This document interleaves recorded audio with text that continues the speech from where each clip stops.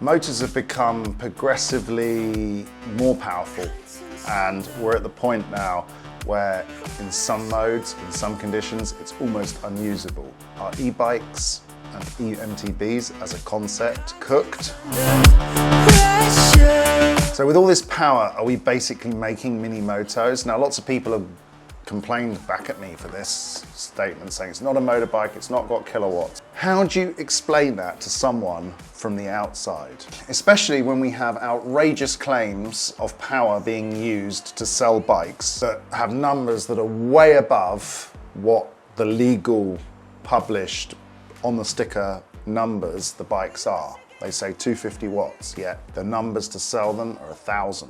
If we're in turbo or boost mode in any e-bike, we start to understand that some of the motors are verging on almost out of control if you don't know what you're doing. Or in the case of some motors, they require virtually zero pedal pressure to get the maximum power out of them. The point of 2026. Started by Specialized just yesterday. Specialized have just updated their motor from their baseline motor from 660 watts to 810. Now I've had an 810 watt hour motor, and I have to say you're probably not going to notice that much difference in reality. So that number, that quote, is probably going to be what I would consider marketing. Fundamentally a little bit pointless. Also, if we look at the torque update, the 101 to 105, you're not going to notice it. It's nothing to write home about. Bosch, I've heard wild rumors that they're going to have more torque up to 120 Newton meters. I don't know if that's going to happen.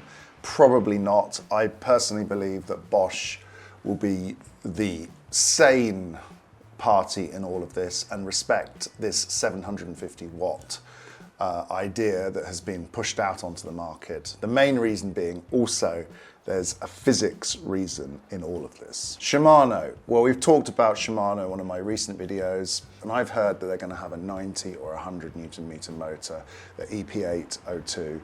Nothing confirmed. I don't know much about that, but I don't expect it to be in the race for more power, more watts. SRAM. I've heard SRAM are, and I've known people that have tested it, that they are on 120 Newton meters and going to be basically, well, you've seen the patented with the battery clump down below by the motor. So that's pretty obvious. That's out in the wild, that they'll be working on this system. And they have said that they're chasing the numbers because the competition are. Now Yamaha, I'm currently waiting for them to send me a motor to test with their new PWX4.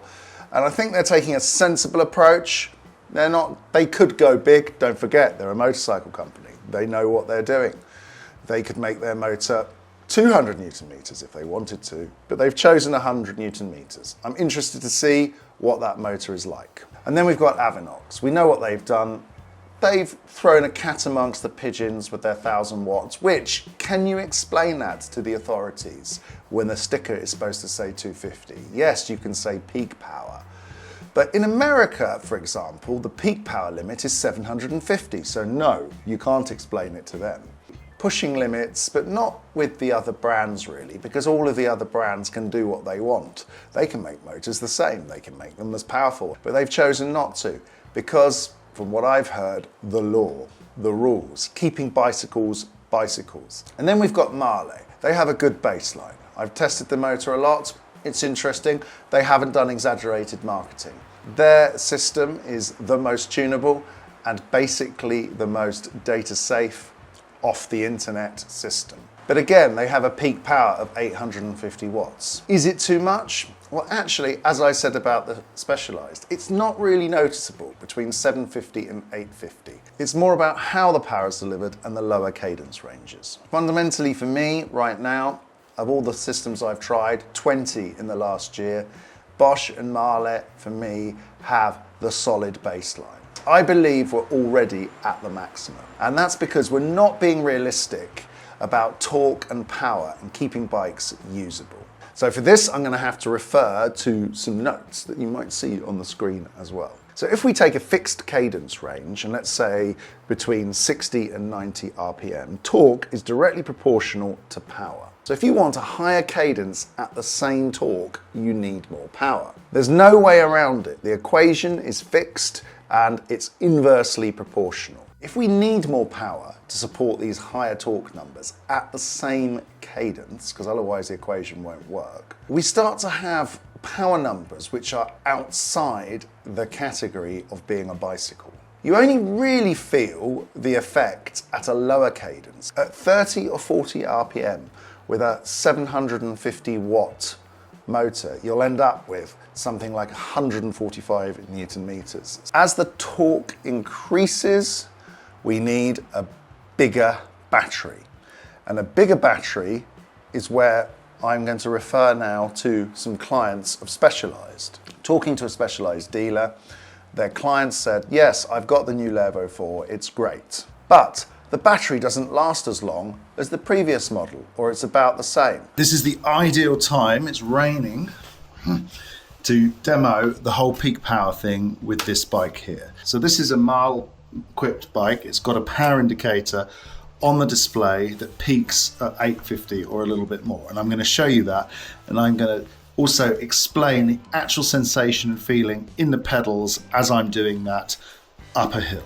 With all this rain, this is a great moment also to tell you about this channel sponsor, Leat. I'm wearing their Hydro Dry jacket here. Fantastic jacket, keeps me dry. It's raining right now, perfect demo. Back to the video. Not the most intelligent thing I've done, but there we go. Right now I've got it in level 2 power mode. If I put my foot on the pedals, you can see it peaks at about 680 at a slow cadence. And if I put it in 3 power mode, so this is maximum power mode, the motor's maxed out. I'm barely touching the pedals and we're doing 660 watts. It's quite steep here. I reckon that's like a 15-20% hill, so it's more than enough to get the tilt sensor to work to give me more power. Right, so I'm doing a fairly slow cadence. Let's slow the cadence right down. The bike is peaking quite well. You can feel it moving along, and I'm really putting no effort in. If I put effort in a hard gear, let's make the gear really hard. The bike is peaking 750, and I'm going reasonably fast. But it's not really climbing to 850, it stays at about maximum 650. In fact, the power sits mostly around 400 to 600. Now I'm going to try and get it to go to 850. So I've got to really pedal hard. Really lots of speed on the cadence there. That's 90, no difference. It only peaks at 700. Slow the cadence down, but push hard. And then finally we get, we still haven't managed to get it over 750 watts. And honestly, I don't think we really need it.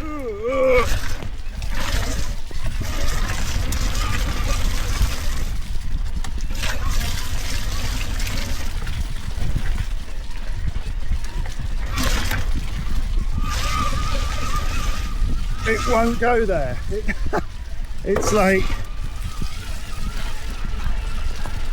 as you can see, I can't really get it to peak at 850 watts, which is the output of this bike. It sits there maxing really around 750, 800.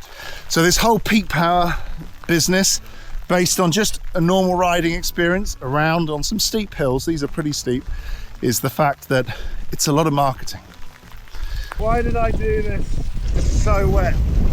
Right now, for me, it feels like that the bike industry is scared of its own shadow. It's doing reactionary number development. It's not focusing on the whole bicycle experience. I think the focus needs to shift away from big numbers and big concepts. And that takes me back to my Marlin motor and my open source bike. Let's focus on price development. Get that sweet spot, 3,000 to 5,000 euro with super high quality, super well made, super reliable, very repairable e-bikes. So this takes me back to my final conclusion, which I've said many times before.